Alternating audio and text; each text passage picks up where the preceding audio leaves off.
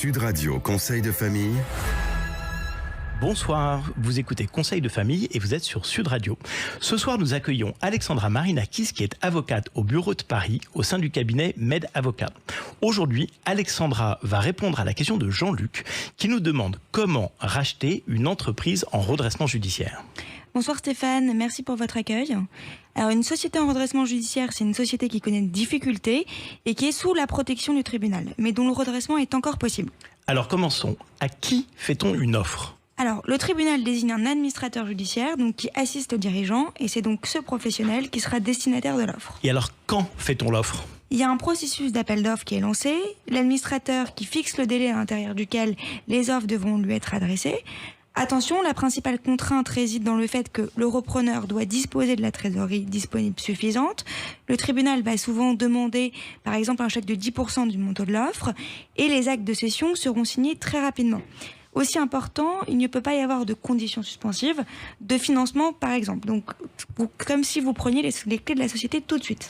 Bon, alors ici, je change d'avis. Est-ce que je peux retirer mon offre ? Malheureusement non. Une fois que l'offre est remise à l'administrateur judiciaire, elle ne peut plus être retirée. Alors, c'est quoi les pièges ? Alors, dans la cession d'entreprise en redressement, on peut évoquer 3 points d'attention avant de faire une offre.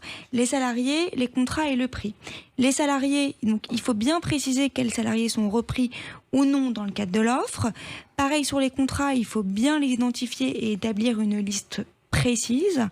Et sur le prix, très important, il faut être vigilant parce que contrairement à ce que l'on peut penser, certaines dettes bancaires peuvent être transférées et il est impossible d'écarter cette règle.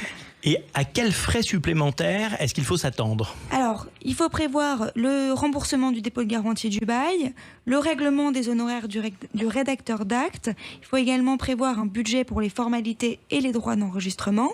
Surtout, la reprise en redressement judiciaire nécessite un important besoin en fonds de roulement pour relancer l'activité. Alors en fait, reprendre une entreprise en difficulté est une opération par nature risquée car l'acquéreur ne bénéficie pas de garantie prévue dans le cadre d'opérations de reprise classiques. En fait, aucun recours n'est possible contre le vendeur.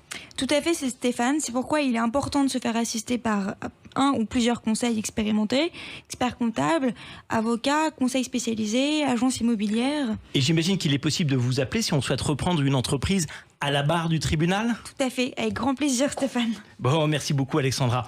Retrouvez nos chroniques quotidiennes sur le site de Sud Radio et posez toutes vos questions sur le blog de Conseil de famille, conseil avec un s-2-famille.com. À demain. C'était Sud Radio Conseil de famille.